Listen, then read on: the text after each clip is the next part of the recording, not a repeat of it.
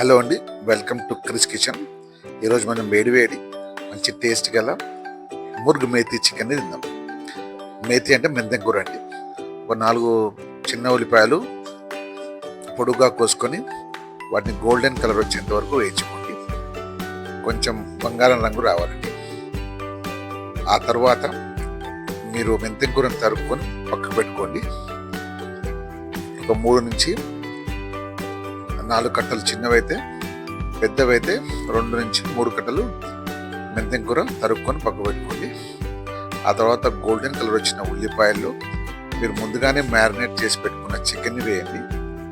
ఆ చికెన్లో కారం, ఉప్పు, ధనియా పొడి వేసి మ్యారినేట్ చేశానండి. ఆ తర్వాత మసాలా దినుసులు, దాల్చిన చెక్క, బే లీవ్స్, షాజీరా, కొన్ని పొడుగ్గా తరుక్కున్న పచ్చిమిరపకాయలు, నూరుకున్న అల్లం వెల్లిగడ్డ ఫ్రెష్ పేస్ట్ ఇవన్నీ వేసి చికెన్ని కొంచెం ఉడికించండి. బాగా చికెన్ బాగా ఉడికి నీళ్లు తేలాక అందులో మీరు తరిగి పెట్టుకున్న మెంతం కూరని వేసి బాగా వేయించుకోండి. మెంతం కూర బాగా వేగాలండి, పచ్చి వాసన పోతే చేదిపోతుంది.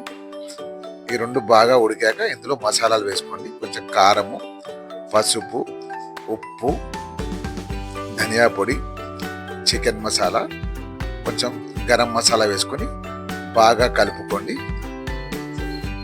అడగంటకుండా కొన్ని నీళ్లు పోసుకుంటుండండి. అప్పుడప్పుడు నీళ్లు డ్రై అయ్యే వరకు మీరు చికెన్ని కొంచెం ఉడికించుకోండి. ఆ తర్వాత మీకు డ్రై చికెన్ తయారవుతుంది.